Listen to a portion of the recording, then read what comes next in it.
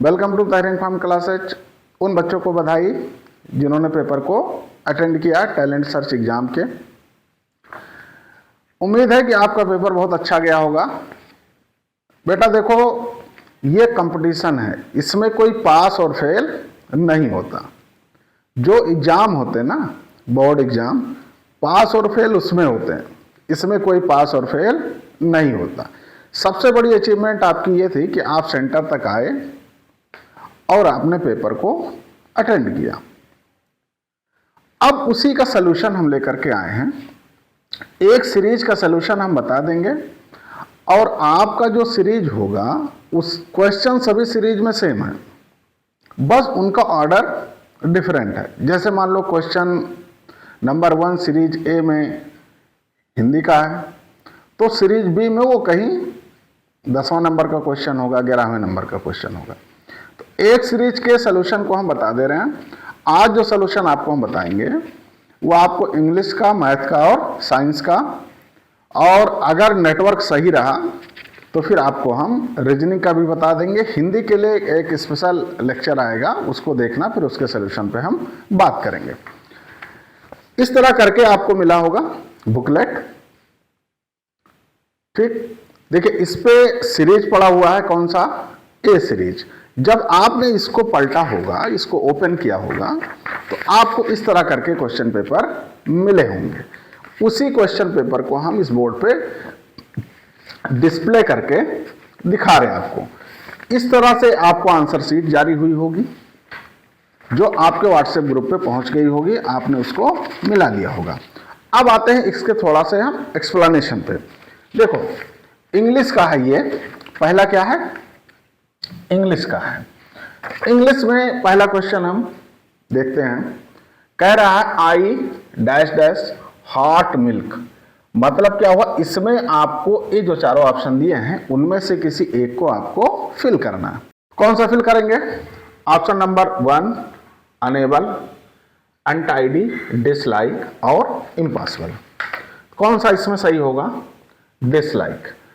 I dislike hot milk, I like it cold. हमें गर्म दूध पसंद नहीं है, हमको ठंडा दूध पसंद आता है। तो मेरे हिसाब से ऑप्शन सी के साथ आप जाएं, बिल्कुल सही होगा। सेकंड क्वेश्चन इसका है the train goes fast, the word fast is. अब देखो, आपने पार्ट्स ऑफ स्पीच पढ़ा होगा, नाउन, प्रोनाउन, एडजेक्टिव, एडवर्ब, ये चीजें पढ़ी होंगी। तो अब आप देखें फास्ट क्या है। वर्ब है, नाउन है, एडवर्ब है और प्रोनाउन है। तो वर्ब तो हो नहीं सकता, वर्ब हो नहीं सकता, नाउन हो नहीं सकता, प्रोनाउन हो नहीं सकता, फिर बचा कौन सा? एडवर्ब। एडवर्ब क्या है? जो किसी वर्ब के क्वालिटी को मेंशन करता है। ठीक, अब आते हैं क्वेश्चन नंबर 3 पे। क्राउड, भीड़ भाड़, ये कौन सा वर्ड है? प्रॉपर नाउन है, कॉमन नाउन है, एब्स्ट्रैक्ट नाउन है और collective noun. Proper noun, common noun, abstract noun. Abstract noun में वो सब आते हैं जिनको हम फील करते हैं। ठीक है, तो ये एक ग्रुप को एक्सप्रेस कर रहा है। तो हम किसके साथ जाएंगे? हम ऑप्शन डी के साथ जाएंगे, कलेक्टिव नाउन। क्राउड क्या हो गया? Collective noun. ये ग्रुप है। ठीक है, नेक्स्ट क्या कह रहा है? Question number 4, he is most intelligent for the class. अब यहां आपको अगर आर्टिकल आपने पढ़ा होगा तो आप इसको कर लिए होंगे।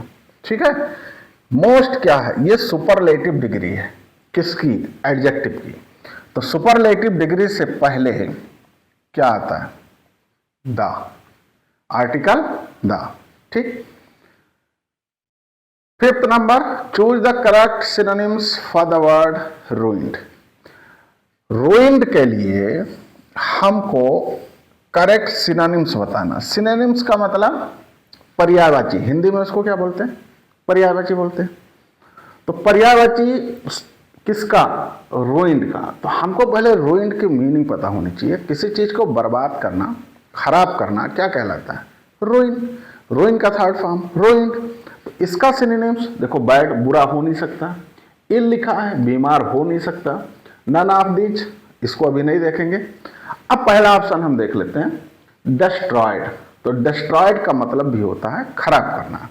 तो ऑप्शन ए को लॉक कर देते हैं और ये ऑप्शन आपका बिल्कुल सही है। नेक्स्ट आते हैं, choose the antonyms of fabulous. तो फेबुलस एंटोनिम्स बिलोन्स आपको बताना है, वो होगा ऑर्डिनरी। 6 हो गया। 7th में आ जाए, हिस इज एसोसिएटेड टू। हिस क्या है? हिस सनसनाहट, आवाज। ठीक, तो एस गधा कैसे बोलता है, शीप कैसे बोलती है, ये भी सही नहीं है, ये भी सही नहीं है। तो हिस की जो साउंड जनरेट होती है वो स्नेक करता है। क्या करता है? स्नेक। ठीक है, यहां तक कोई दिक्कत नहीं है, यहां तक कोई दिक्कत नहीं है। नेक्स्ट पे हम आते हैं क्वेश्चन नंबर 8 पे। क्वेश्चन नंबर 8 क्या कह रहा है? क्वेश्चन नंबर 8 कह रहा है लिव्स, ये कह रहा आ, यहां कुछ फिल करना होगा, lives in a hangar. B aeroplane, cow और मंकी। ठीक, हैंगर, देखो हैंगर दो होते हैं, एक होता है HANGER, ये वो वाला हैंगर है जिसपे आप कपड़े सुखाते हैं। कौन सा हैंगर है ये? जिसपे आप कपड़े सुखाते हैं। लेकिन यहाँ AR वाला है। क्या है? AR hanger. आपने देखा होगा एयरपोर्ट पे जो प्लेन का गैरेज होता है, एरोप्लेन का गैरेज, कहीं से आने के बाद वो अपने गैराज में जाती है, उसको हैंगर बोलते हैं। क्या बोलते हैं उसको? हैंगर। तो क्या हो जाएगा? Aeroplane is the right answer. Aeroplane is the right answer. Question number 9, the plural of cattle. अब देखो सिंगुलर प्लूरल सभी आ गए। प्लूरल जनरली हम यस या यस बढ़ा के बनाते हैं। कुछ इरेगुलर प्लूरल भी होते हैं, जैसे बैक्टीरियम, बैक्टीरियम का प्लूरल बैक्टीरिया, ये इरेगुलर प्लूरल में आते हैं। कैटल क्या है? कैटल पशुओं का एक समूह है, ये अपने आप में ही प्लूरल है। इसका प्लूरल क्या होगा? कैटल ही होगा, ना कैटल्स होगा, ना ये होगा, ना ये होगा। अब आ जाए 10th पे, the feminine gender of fox. जैसे मैन की फेमिनाइन जेंडर वुमेन, मेल का फीमेल, वैसे फॉक्स का फेमिनाइन जेंडर क्या होगा? विक्सन। ना फॉक्सेज होगा, ना फिक्स होगा, ना फॉक्सन होगा। क्या होगा ये? विक्सन। ठीक। 11th number, identify the underline words. He brought several apples for the picnic. ये question, he brought several apples for the picnic. अब वो पूछ रहा है ये अंडरलाइन वर्ड जो है वो किस चीज को डिनोट करता है? सेवरल मतलब नंबर्स के लिए आता है। क्वालिटी बता रहा? नहीं। इंट्रोगेटिव? नहीं। इंट्रोगेटिव बताता तो यहां इंट्रोगेटिव मार्क लगा होता। ठीक है, फिर क्या होगा? नंबर होगा। किसका? An adjective of number. क्या होगा? An adjective of number. ठीक। Question number 12, the sentence what a nice day ends with question mark. देखो व्हाट से जब सेंटेंस स्टार्ट होता है तो उसके बाद हेल्पिंग वर्ब आनी चाहिए। अगर हेल्पिंग वर्ब आ रही है तो फिर हम क्वेश्चन मार्क लगाएंगे, हेल्पिंग वर्ब नहीं आ रही है तो क्वेश्चन मार्क नहीं लगाएंगे। तो ये नहीं आ रहा है, इसका मतलब ये नहीं होगा। फुल स्टॉप, फुल स्टॉप तो हो नहीं सकता। ठीक। कॉमा, लास्ट में कॉमा थोड़ी होता, कॉमा लिखने के बाद भी कुछ हम लिखते हैं ना, तो ये भी नहीं हो सकता। अब एक लास्ट ऑप्शन बचा, इसको बोलते हैं एक्सक्लामेशन मार्क। तो एक्सक्लामेशन मार्क बनता कैसे? देखो एक लाइन नीचे ऐसे खींचा, यहां डॉट लगा हुआ था। इसको बोलते हैं आश्चर्यचकित, हिंदी में ऐसे ही बोलते हैं आश्चर्यचकित चिन्ह, या जो कुछ भी बोलते हो। मतलब आप किसी भी चीज को देख के सरप्राइज हो जाओ, चाहे उसकी अच्छाई बुराई या कुछ भी चीजें, तो वो कहलाता है एक्सक्लामेशन मार्क। और ऐसे सेंटेंस जो एक्सक्लामेशन मार्क को कंटेन करते हैं उनको बोलते हैं एक्सक्लामेटरी सेंटेंस। ठीक है, 12th हो गया। 13 देखो, which sentence in is an active voice, कौन सा सेंटेंस एक्टिव वॉइस में है। अब एक्टिव पैसिव भी आपने पढ़ रखा था, तो एक्टिव पैसिव में हमने आपको बताया था कि बाई भी हो सकता है लास्ट में और बाई नहीं भी हो सकता है। तो जिनमें बाई नहीं होता उनको बोलते हैं passive voice without agent. The bank was looted, ये तो ऑलरेडी पैसिव वॉइस में है, किसके द्वारा लूटा गया ना, वो एब्सेंट है, वो दिया नहीं गया, तो ये हो नहीं सकता। The house will be sold, ये हो नहीं सकता, घर बेचा जाएगा, ये भी नहीं हो सकता। यू आर इनवाइटेड, ये भी नहीं हो सकता।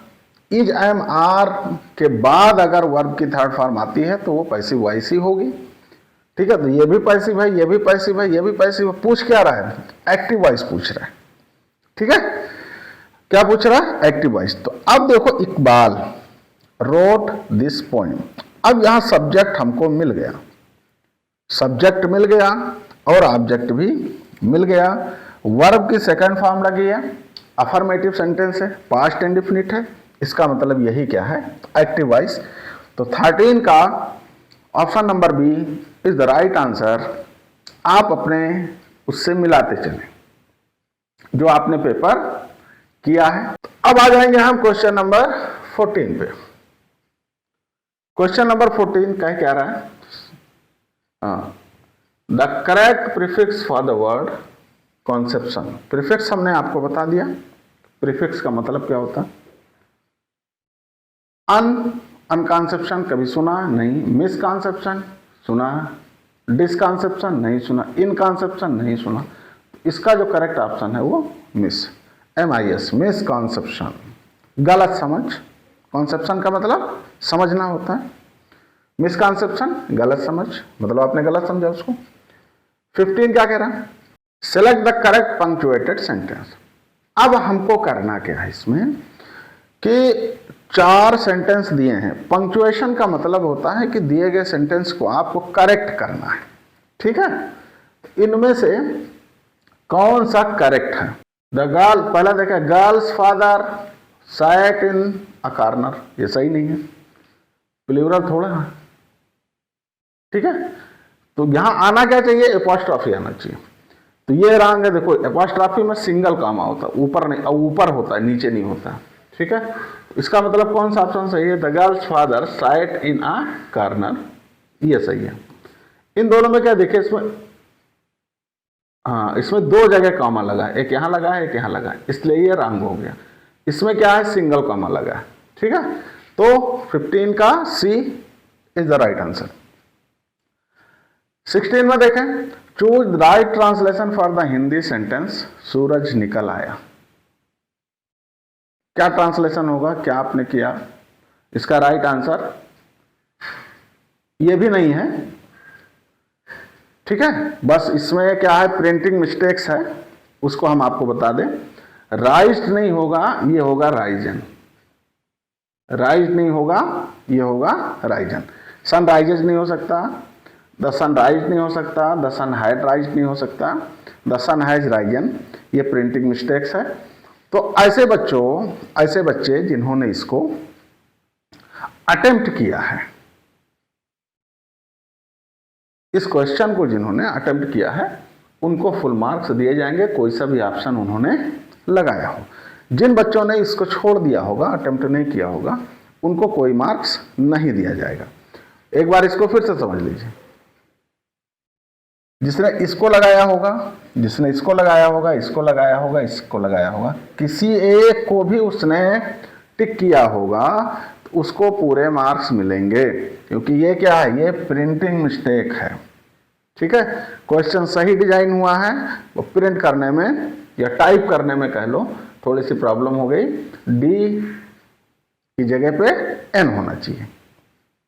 ठीक है, 17, क्वेश्चन नंबर 17 क्या कह रहा है, choose the right translation for the Hindi sentence. मैं जाता हूं, कौन सा होगा, I go, I goes, I went to go और आई डज गो। क्या होगा, इसको सब लोग जानते हैं, आई गो, मैं जाता हूं, प्रेजेंट इंडेफिनिट है। ठीक है, 18 पे देखें, I have lost a 1 rupee note. Article जिन्होंने पढ़ा होगा, एंड द वो कर ले जाएंगे। Question number 19 I don't like lazy people. The word lazy, देखो लेजी क्या है, ये इस पीपल की क्वालिटी बता रहा है। पीपल क्या है, नाउन है। तो अगर कोई वर्ड किसी नाउन के बिफोर आएगा जो उस नाउन की क्वालिटी को एक्सप्लेन करे, वो क्या कहलाता है, वो कहलाता है एडजेक्टिव। बहुत simple. 20 last question, he has been living in Delhi since और फॉर। अगर डेफिनिट टाइम इंटरवल हो, टाइम हो, तो उसके लिए हम सिंस का यूज करते हैं, और इंडेफिनिट हो तो फॉर का यूज करते हैं। अब देखो हिंदी को यहां से हम लीव करेंगे और अब आएंगे हम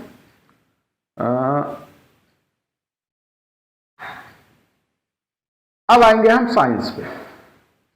अब हम साइंस के क्वेश्चन को देखते हैं, उसका आंसर करते हैं।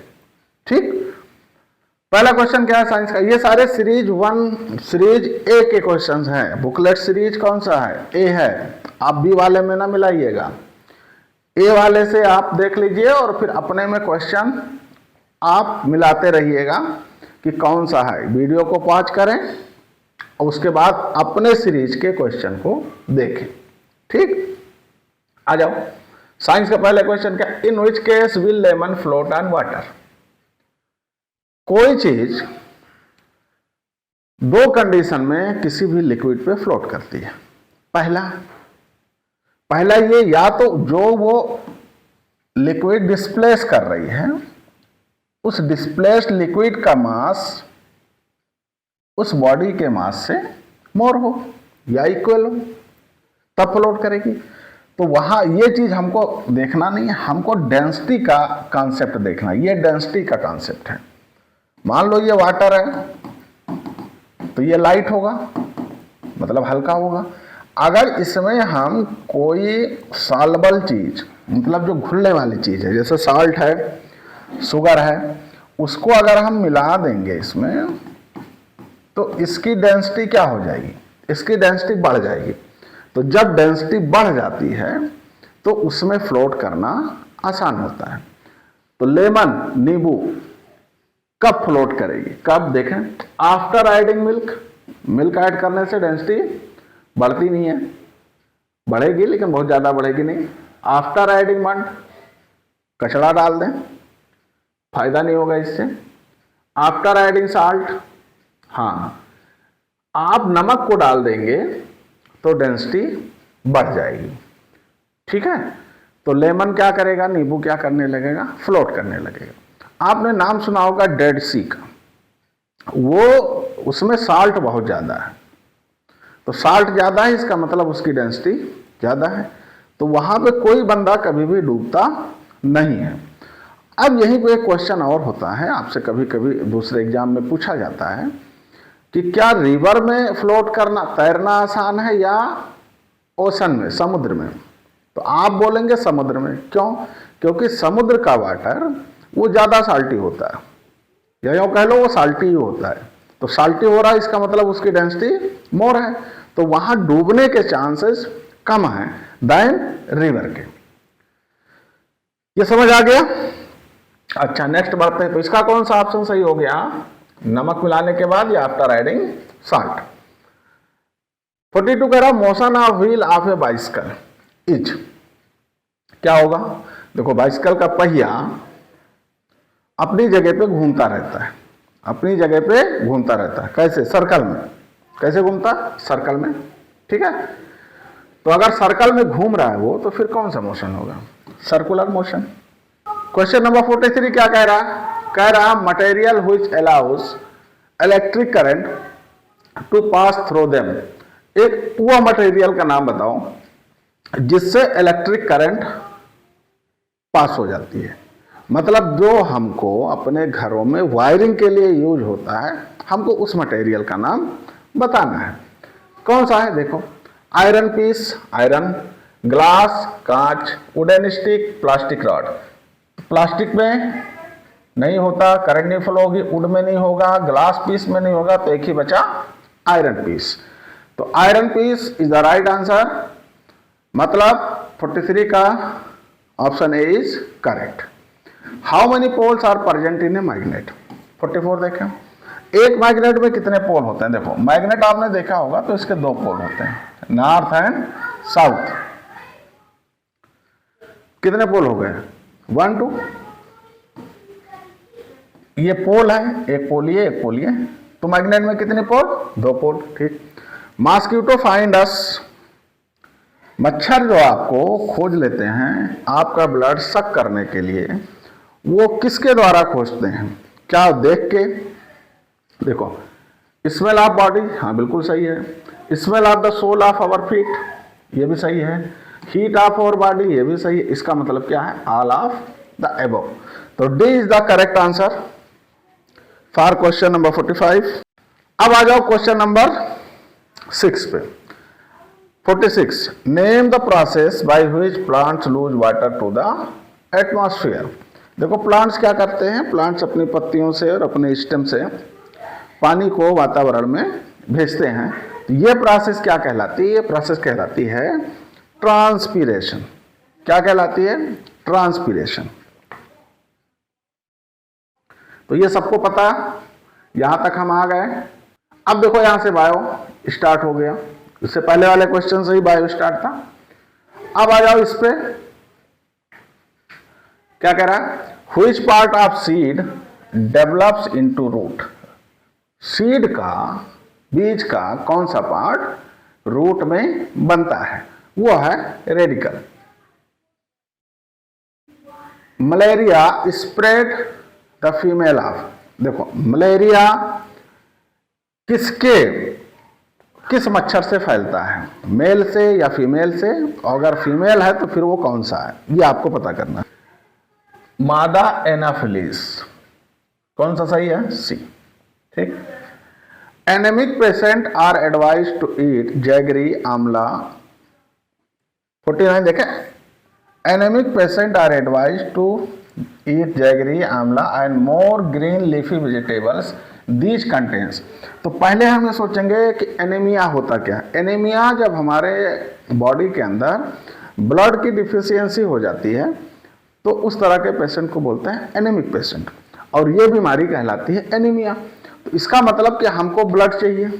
क्या चाहिए? ब्लड ज़्यादा चाहिए। तो ब्लड में सबसे ज़्यादा क्या है? आयरन है।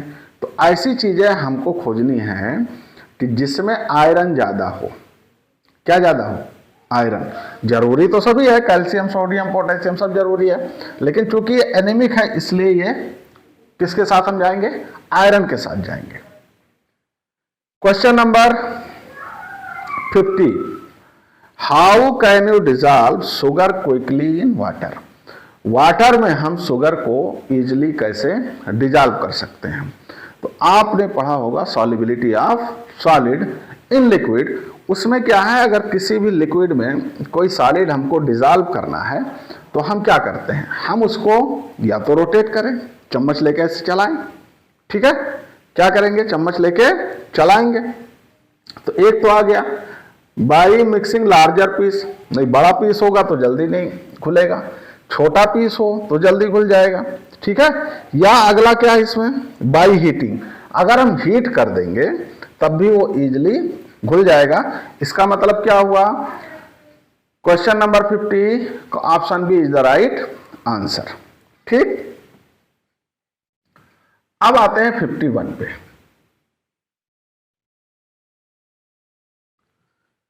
51 पे कह रहा the part of brain that controls speech, memory and intelligence. तो ब्रेन आपने पढ़ा होगा, ब्रेन के बहुत सारे पार्ट हैं लेकिन दो बहुत फेमस है, एक सेरिब्रम है, एक सेरिब्लम है। दो हैं, नाम मिलता जुलता है, सेरिब्रम और सेरिब्लम। अब इसमें क्या है, क्या वो कह रहा है? That controls memory and intelligence. तो सबसे ज्यादा होता है सेरिब्रम। जो आपके ब्रेन का ये अपर पोर्शन है ना, ये सेरिब्रम होता है, और जो पीछे यहाँ होता है इसको बोलते हैं सेरिब्लम। तो सेरिब्लम मोशन को और बाकी चीजों को कंट्रोल करता है, बट सेरिब्रम क्या करता है? स्पीच, मेमोरी एंड इंटेलिजेंस को कंट्रोल करता है सेरिब्रम। ठीक है। पल्स रेट, इसको सब जानते हैं, pulse rate we get from artery, धमनी। ठीक, आगे बढ़े 53, किस पे आ गए 53 पे। Which are the following animals develops new parts when damage are lost. देखो क्वेश्चन को आप पूरा पढ़ें, क्वेश्चन को आप पूरा पढ़ोगे तभी आप समझ पाओ। Which of the following animals, भाई सब में तो पार्ट डेवलप होते हैं, अब इसमें कह रहा न्यू पार्ट्स। कौन सा पार्ट, न्यू पार्ट। किस में होता है, राइट में। आपने घरों में देखा होगा ना कि जब लिजर्ड या छिपकली कभी कभी अपनी पूंछ ऐसे गिरा देती है, कुछ दिन के बाद हम क्या देखते हैं, कुछ दिन के बाद हम देखते हैं कि उसी छिपकली के दोबारा पूंछ आ गई है। तो कौन सा होगा, राइट हो नहीं सकता, वन ऑप्शन, ये भी नहीं होगा, ये भी नहीं होगा। तो किसके साथ हम जाएंगे, लिजर्ड के साथ जाएंगे। ठीक है, lizard is the right answer. Ozone layer is the part of stratosphere, ये भी आपको सबको पता है। Epicentre is related to 55। देखिए जब अर्थक्वेक आता है, भूकंप, ठीक है, तो उसका जो सेंटर होता है उसको एपिसेंटर बोलते हैं। तो ये किससे रिलेटेड है, अर्थक्वेक से। The best produce by burning of food in our body, जब हमको खाना डाइजेस्ट होता है तो जो वेस्ट निकलता है, जो वेस्ट निकलता है वो कौन सी गैस होती है, तो ये सबको पता है, कार्बन डाइऑक्साइड होती है, CO2, जो हम एक्सहेल करते हैं। ठीक है, नेक्स्ट आगे चलें 57। 57 क्या कह रहा है, कह रहा अ पुली मेक्स आवर वर्क इजियर। 57 देखो, पुली आपने देखा होगा बेल्स पे लगे होते हैं, या क्रेन, बहुत सारी चीजों में जहां से हैवी लोड उठाना होता है ना, पुली लगी होती है। ठीक है, एक पहिया ऐसे देखें, ऐसे बना होता है, बीच में खांचा होता है, इस पर डोरी लगी होती है, ये घूमती है। कुआं बेल पे देखा होगा आपने ना, पहले लोग खींचते थे ऐसे। तो कह रहा है कि वो करता क्या, उससे हमारा काम आसान हो जाता है, पुली से हमारा काम आसान हो जाता है। फिर करता हो क्या है, देखो, इंक्रीज द एफर्ट, नहीं, रिड्यूस द लोड, नहीं, change the direction of force. क्या करता हो, फोर्स के डायरेक्शन को चेंज करता है, जिसकी वजह से मैकेनिकल एडवांटेज बढ़ जाता है। Which one is epoch. अब देखो इसमें भी प्रिंटिंग, इसके क्वेश्चन में प्रिंटिंग मिस्टेक हो गई या टाइपिंग मिस्टेक कह लो हो गई, इसके चारों ऑप्शन सही नहीं है। ठीक है, तो जिन बच्चों ने इसको किया होगा उनको सारे मार्क, उनको पूरे मार्क्स मिलेंगे, चाहे उन्होंने ये टिक किया हो, चाहे ये टिक किया हो, चाहे टिक किया हो। अब आते हैं 59 पे। 59 क्या कह रहा, लाइट ट्रेवल्स, लाइट कैसे चलती है, कौन से पाथ पे चलती है, क्या ऐसे जाती है, ठीक है, क्या गोल गोल घूमती है, नहीं, जिग जैग पाथ पे जाती है, नहीं, फिर कौन से पाथ पे जाती है, स्ट्रेट लाइन। कौन से पाथ पे जाती है, स्ट्रेट लाइन, ये आपको पता। ठीक है, अगर लाइट स्ट्रेट लाइन में ट्रेवल ना करती तो हमारी शैडो कभी भी बनती नहीं। ये उसका एक सबसे अच्छा प्रूफ है। आ जाओ 60 में क्या करा, मून्स ग्रेविटेशनल पुलिज। जो देखो, हर प्लेनेट की ग्रेविटी अलग अलग है। अगर हम अर्थ की ग्रेविटी मान लें G, जिसको आपने पढ़ा होगा एक्सेलरेशन ड्यू टू ग्रेविटी, तो जैसे जैसे आप अर्थ लेवल से ऊपर जाते हैं, अर्थ की ग्रेविटी क्या होती है, डिक्रीज होती है। और मून पे जो ग्रेविटी होती है वो अर्थ की 1/6 होती है। मतलब क्या हुआ, आंसर सी को लॉक किया जाए और answer C is the right answer. अब देखो 61 पे आ जाते हैं। अब यहां से मैथ के पोर्शन स्टार्ट हो गए। ये सब इजी है, इनको बताने की, इसके एक्सप्लेनेशन की जरूरत नहीं है।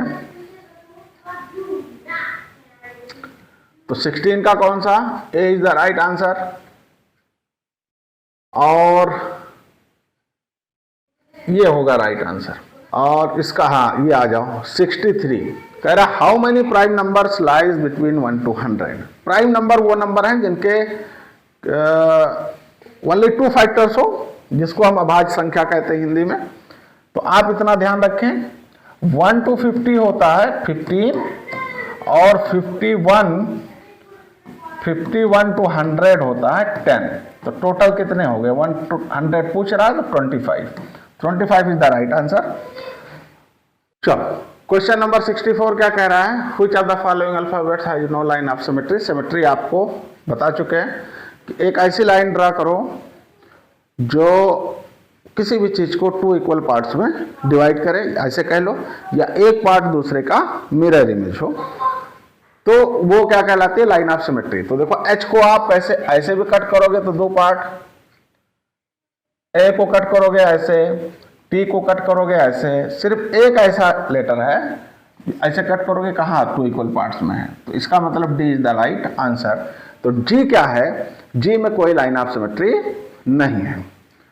If 65, if the weight of 5 rupees coins is 17 gram, then the weight of 20 such coins would be। तो देखो 5 कॉइन्स है 5 रुपीज के, तो 1 कॉइन का वेट कितना हो गया? यह आ गया 17/5। और कितने का पूछ रहा है? 20 का। तो 5 4 जा 20, यह हो गया 68। कितना हो गया? 68 ग्राम। तो 68 gram is the right answer. ठीक, कह रहा है if the side of cube is doubled then how many times its volume increases. तो क्यूब का जो वॉल्यूम होता है वो a क्यूब होता है, साइड का क्यूब हुआ। ठीक है, तो अगर हम इसको डबल करेंगे तो कितना आएगा? 2 रेज 3, इसका मतलब 8 टाइम्स हो जाएगा। वॉल्यूम कितना हो जाएगा? 8 टाइम्स हो जाएगा। ठीक, 67 द वैल्यू ऑफ 0 रेज 0। देखो किसी भी नंबर पे जो पावर 0 अगर लगी है तो उसकी वैल्यू 1 होती है, लेकिन अगर 0 पे पावर 0 लगी है तो उसकी वैल्यू होती है अनडिफाइंड। इनफाइनाइट भी नहीं होता, क्या होता है? अनडिफाइंड। देखो इनफाइनाइट और अनडिफाइंड में डिफरेंस है बेटा। इनफाइनाइट ऐसे बनता है, ठीक है, और अनडिफाइंड ये है 0/0। ये क्या है? ये अनडिफाइंड है। इन्फिनेटिव या इनफाइनाइट ये डिफाइंड है, ठीक है, बट 0/0 ये अनडिफाइंड है। तो 0 रेज 0 कितना हो गया? अनडिफाइंड हो गया। तो आंसर कौन सा हो गया? None of these. ठीक, आ जाओ इस पे। कह रहा 68 में क्या कह रहा है? Which of the following can be the angle of triangle. तो एंगल ऑफ ट्रायंगल को पता करने के लिए हम क्या करते हैं कि जिस भी तीनों एंगल का सम 180 आना चाहिए। कितना आना चाहिए? 180 आना चाहिए। तो जिस भी एंगल का सम 180 आ जाए वही ग्रुप सही है। 68। अब आ जाओ इसको देखो, 40 50 90 ये बनता है 160, तो ये हो नहीं सकता। इसमें आ जाओ, ये होगा 70, ये आ गया आपका 190, तो ये भी नहीं हो सकता। कितना हमको चाहिए? 180। आ जाओ इस पे 80 80 160, तो ये भी नहीं हो सकता। अब इसमें आ जाओ, ये हो गया 140 और 40 180, मतलब answer A is the right answer. कैसे चेक किया आपने? तीनों एंगल को जोड़ो, जिसका सम आ जाए 180 वही आंसर उसका सही है।